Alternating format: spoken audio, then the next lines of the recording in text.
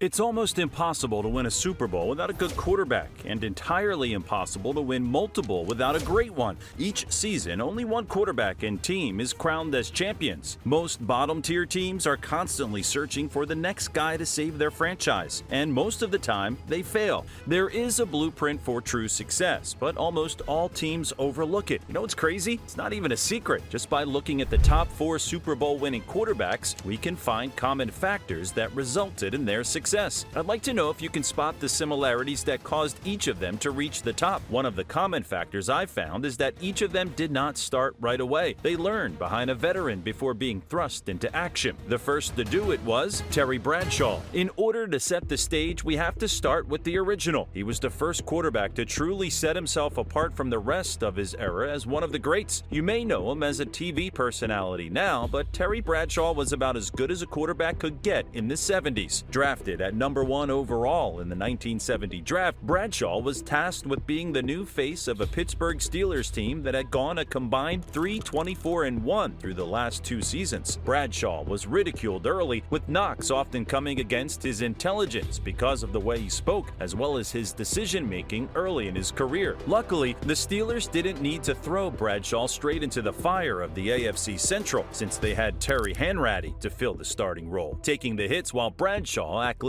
to the league. After a year of only starting on occasion, Bradshaw was handed the reins in 1971. After he took over, the Steelers wouldn't have a losing season for a decade. While he struggled towards the beginning of his career, Terry found another gear when he nearly lost his job in 1974 before taking Pittsburgh all the way to their first Super Bowl victory. His leadership and mighty arm made him a household name after the championship, along with legendary head coach Chuck Noll and the Steel Curtain defense, who helped push the Steelers to the top of the hill. Bradshaw's toughness would continue to be his best trait, a perfect fit in Pittsburgh, following his second Super Bowl victory when neck and wrist injuries limited him in 1976. He rallied and bounced back, however, winning 14 games and the NFL MVP on the way to back-to-back Super Bowl victories in 1978 and 1979. Bradshaw wasn't perfect, often ridiculed for the way he spoke and his propensity for turning the ball over, but he always rallied, and his teammates adored him. He finished his career with 4 rings, 2 Super Bowl MVPs, a league MVP, and a bust in Canton, Ohio, and is remembered as one of the greatest quarterbacks, not just of his era, but in history.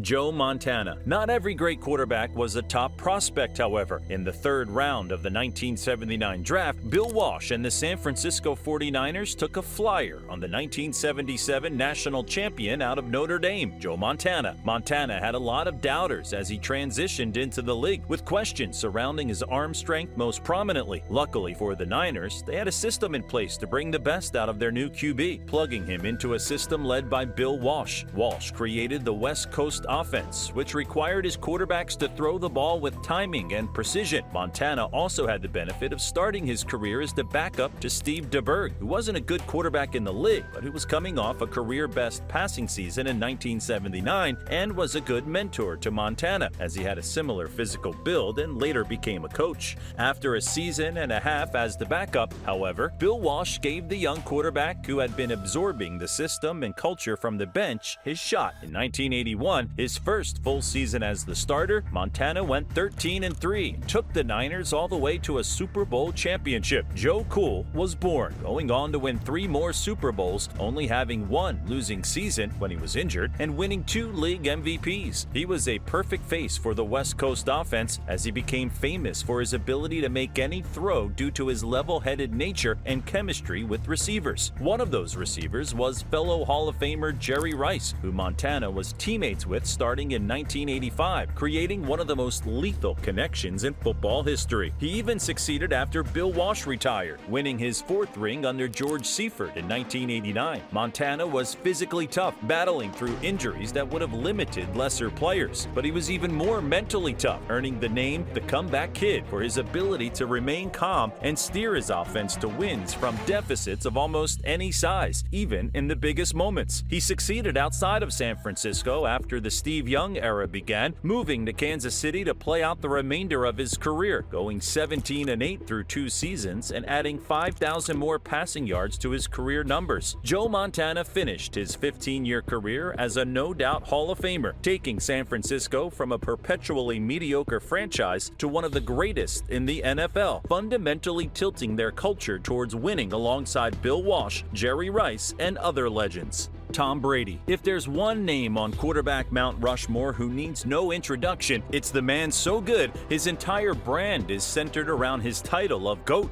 Thomas Edward Patrick Brady Jr. had one of the 5 longest careers in NFL history and spent more than 20 years of it as one of the consensus best quarterbacks in the league at any given time. After being forced into a backup role for years at the University of Michigan, where he watched the 1997 championship run from the bench, Brady fought his way to the starting job in 1998, setting several school passing records on his way to back-to-back bowl victories. Despite college success, Brady was passed over by every team in the league at least 5 times, only getting drafted in the 6th round of the 2000 NFL Draft, taken with a compensatory pick that the New England Patriots got from losing a punter in free agency. Brady entered his career as the 4th-string quarterback in New England before becoming the primary backup in 2001. During his season buried in the depth chart, Brady studied film, tightened his mechanics, and worked his butt off, by all accounts, to be ready for his opportunity. That moment came just 2 weeks into the 2001 season, when starting QB Drew Bledsoe went down with internal bleeding. Brady took over as the starter and went off like a bullet. He went 11-3 in 2001 and took the Patriots all the way to their first ever Super Bowl win as a franchise. Alongside head coach Bill Belichick and his defensive scheme, Brady went on to terrorize the league for 2 decades, beginning with 2 more rings in 2004 and 2005. Brady was as resilient as he was driven, bouncing back from injury and hardship, missing the 2008 season with a torn ACL, but returning in 2009 for another winning season, and bouncing all the way back for an MVP award in 2010. He also steered the Boston ship through rough patches, going almost a decade between Super Bowl victories and recovering from losing twice in the biggest spot to Eli Manning's Giants. The second era of Brady's career was even greater than the first, going to the big game in 4 or 5 years between 2015 and 2019 and winning 3 more rings. But he still wasn't satisfied. After a farewell year in New England, Touchdown Tom moved on to the Tampa Bay Buccaneers, leading them to a Super Bowl victory in his first season with the franchise. Perhaps the largest part of Brady's greatness was the way he elevated those around him.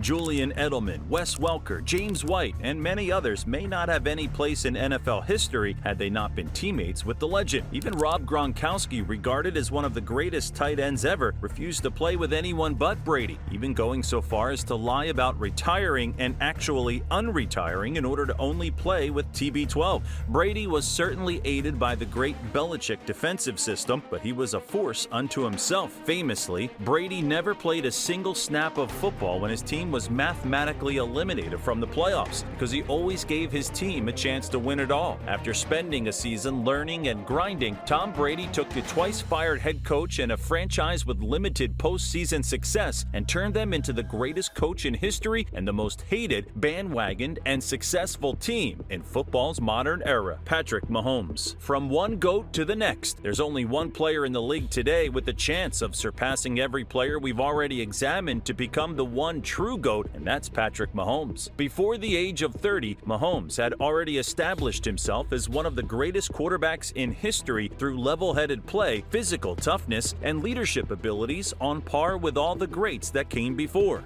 After a good but not exceptional college career, Mahomes was a highly touted prospect, yet far from a can't miss. Despite this, the Kansas City Chiefs saw an opportunity and traded up with the Buffalo Bills to take him at 10th overall in the 2017 draft. Mahomes wasn't expected to start for at least a year, sitting behind veteran signal caller Alex Smith, who was a cool-headed role model for Pat, who had thrown 25 interceptions in his last 2 seasons in college. After only seeing the field in blowouts and a post-clinch game, Mahomes was given full responsibility for the Chiefs in 2018 after Smith was traded to make way for the young gun. In his very first year as the starter, Mahomes didn't miss a single opportunity, passing for over 5,000 yards and 50 touchdowns. In addition, to winning 12 games on the way to a top seed in the AFC. For his efforts, the young star got an MVP award. KC fell short to the New England Patriots as Brady went on to win his last ring in Boston, but Mahomes wasn't going to be held back much longer. In 2019, Mahomes only lost one game, taking the Chiefs all the way to their first championship win since Super Bowl IV in 1969. Mahomes was aided early in his career by established head coach Andy Reid and star players like tight end Travis Kelce and wideout Tyreek Hill. Even with so much talent around him, though, Mahomes stood out as a force multiplier, leading the NFL in yards per game and passing touchdowns multiple times, also passing for 5,000 yards twice. In 2021, the Chiefs moved on from Tyreek Hill following back-to-back disappointing season endings. After the move, the Chiefs were questioned, Mahomes most of all, as many doubted he could replicate his greatness without Tyreek. Unfortunately for the doubters, Mahomes has been exceptional with and without Tyreek, winning 2 more Super Bowls and another MVP. With at least another decade of play ahead of him, Mahomes has already run down records from several greats, setting single postseason records and career bests alike as he seeks to join those listed before him with the 4th ring. As his story is still being written, many view Patrick Mahomes as the most talented quarterback in NFL history, and he may just be a few seasons away from being the undisputed greatest ever. Every great quarterback has been doubted, and they've all had faults in their game. However, the most common factors that contributed to the success of Bradshaw, Montana, Brady, and Mahomes was the stability of organizational leadership. The owner stuck with the head coach. The front office and the head coach built the team. When the quarterback arrived, he wasn't rushed into action. He was given time to learn the playbook and system before having to face the speed and difficulties of NFL defenses. Quarterbacks not only have to learn the offensive playbook, but they need to learn how defenses attack and understand how to attack weaknesses in multiple schemes. Each quarterback has had a suitable defense of their own. After all, the popular belief remains true: defense wins championships. Having an elite quarterback like these guys give you a chance to come out on top. These 4 quarterbacks defined their eras, writing the history of football with their play. And while they were different, their supporting cast, solid organizations and coaches, and landing situations were strikingly similar. So the next time you see a quarterback drafted to rest behind a veteran while honing their game, watch out, because the blueprint is laid for them to show us all what it takes to be a winner. Did you catch any of the factors? Maybe you found out more than we did. If so, share your thoughts in the comments. Now you know about this, you'll want to know about one of these.